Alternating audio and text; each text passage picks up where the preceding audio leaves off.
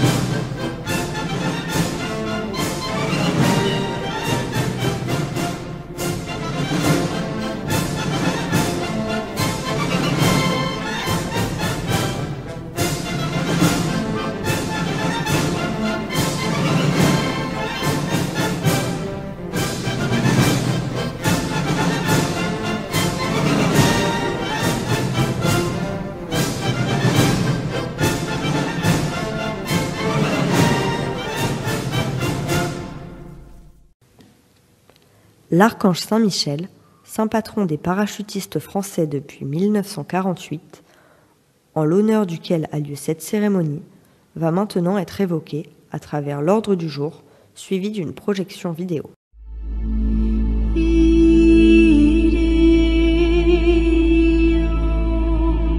Saint Michel est l'un des 3 archanges dont parle la Sainte Écriture.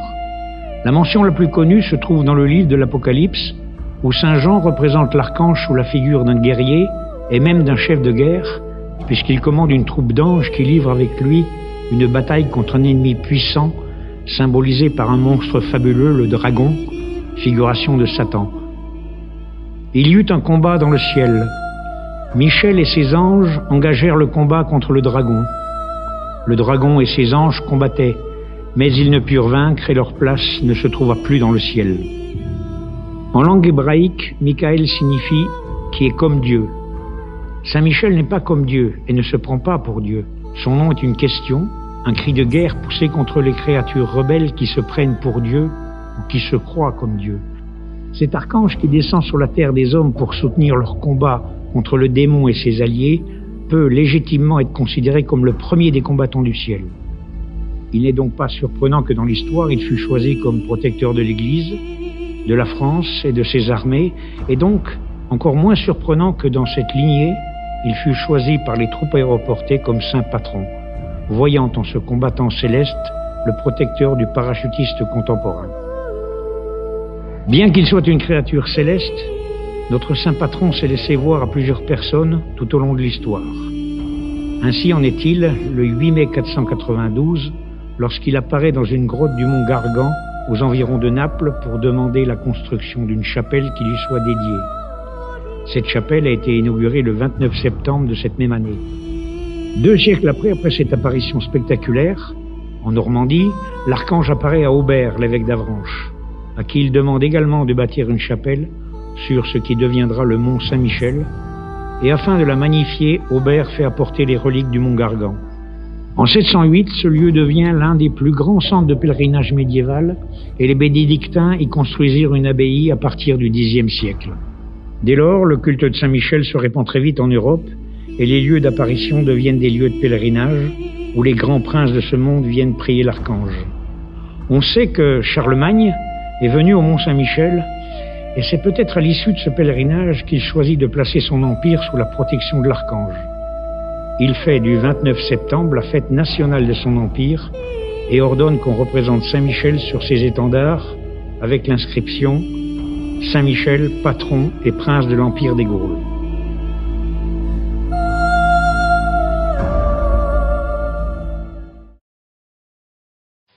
L'origine du culte de Saint-Michel par les parachutistes remonterait à la Seconde Guerre mondiale en Angleterre, où l'aumônier du 2e Special Air Service aurait béni des médailles de Saint-Michel qu'il remettait aux parachutistes appelés à sauter sur le territoire français.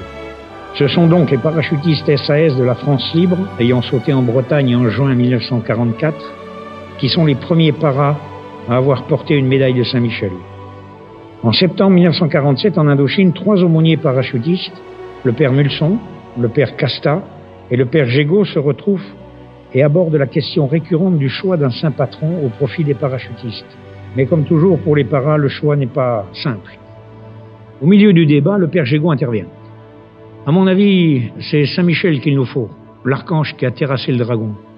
C'est alors au père Casta, féru d'histoire et de littérature, que l'affaire est confiée de constituer un dossier pour la hiérarchie exposant les fondements liturgiques de ce choix. La première messe en l'honneur de Saint-Michel est célébrée le 13 juin 1948 à 11h en la cathédrale de Hanoï, décorée aux couleurs nationales par 21 parachutes. Cette messe solennelle est dite par le père Gégaud et radiodiffusée aux 4 coins du pays.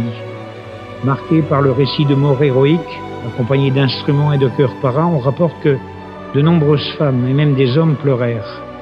À la radio, le speaker terminait la célébration par ces mots. Ils ont combattu dans l'honneur, sans cesse et se dépassent, pour honorer leurs frères dans une piété incomparable. Le père Gégaud avait embarqué pour l'Indochine en 1946 avec un stock de médailles de Saint-Michel qu'il avait distribué au bataillon. Sur place, le père Casta décide la confection d'une médaille à l'effigie de l'archange et destinée à être distribuée à ses ouailles. Il prend alors contact avec Pham Hao, maître lacqueur et professeur à l'école d'artisanat artistique de Hanoï, auquel il confie une esquisse. Le métal nécessaire à la fabrication des médailles est fourni par le premier bataillon de parachutistes coloniaux et provient d'un lot de piastres d'argent saisis sur le Viet Minh après le saut sur Bac Can lors de l'opération Léa. Les premières médailles livrées sont expédiées aux familles des parachutistes du premier BPC, tombés au combat et portent au dos le nom du mort. Après la guerre d'Indochine, la médaille de Saint-Michel du père Casta semble disparaître de la circulation. Les parachutistes se procurent par eux-mêmes ou se font offrir par leur aumônier des médailles d'un modèle banal trouvé dans le commerce. Il faut attendre l'an 2000 pour que le modèle original de la médaille ressuscite. Un biographe militaire offrit au colonel Stoichsteiner, alors chef de corps du 8e RPIMA, un exemplaire de la médaille du père Casta, encore emballé dans la pochette d'origine. Avec l'aide de l'aumônier du régiment, le père Minomato, le colonel contacte alors le père Casta, retiré en Corse, pour le prier d'autoriser que sa médaille redevienne la médaille officielle des troupes aéroportées. Le père Casta donna sa bénédiction et la production fut alors relancée dans la brigade Para. Les aumôniers peuvent de nouveau aujourd'hui l'offrir aux jeunes stagiaires se préparant au brevet. Ainsi, l'image de Saint-Michel peut à nouveau circuler et se retrouver entre toutes les mains et sur tous les cœurs. Mais cet archange qui terrassa un dragon symbole du mal ne s'est-il pas étonné qu'un régiment de parachutistes ait justement encore un dragon sur son insigne de tradition? Car notre insigne porte bien un dragon, et ceux qui, en 1951, le créèrent, firent ce choix parce que cet animal mythique était celui de la brigade des parachutistes coloniaux de l'époque. Ce ne pouvait être qu'un bon dragon puisque Saint-Michel avait depuis longtemps éliminé le mauvais. Mais pour rassurer tout le monde, le 8 l'a appelé chimère et la question ne s'est plus posée. Mesdames, Messieurs, le colonel de Gand va maintenant quitter la place d'armes, accompagné des autorités. Le commandant des troupes rendra les honneurs au drapeau et vous pourrez ensuite assister au défilé.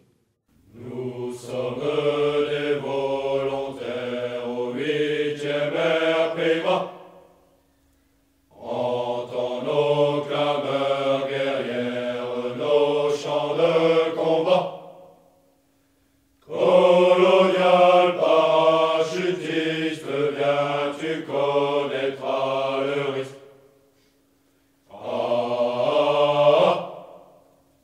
Avec le 8e RPIMA.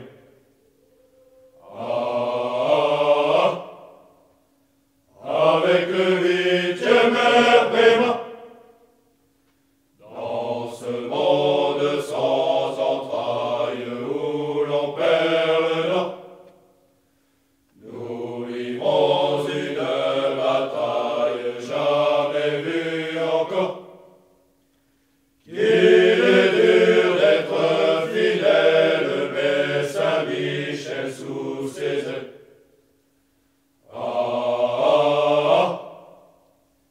A pris le 8e RPIMA.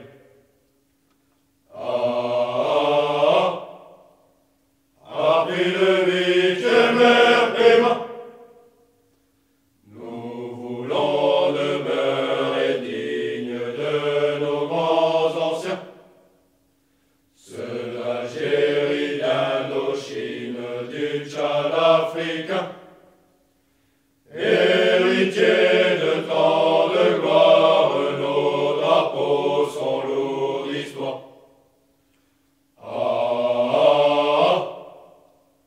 C'est ça le 8e RPIMA.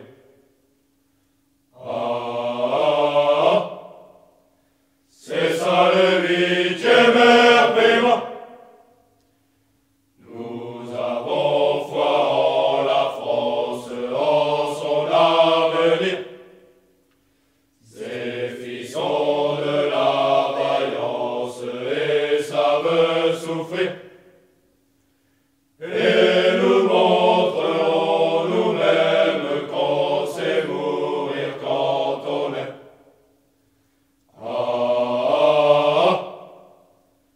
Avec le 8e RPIMA.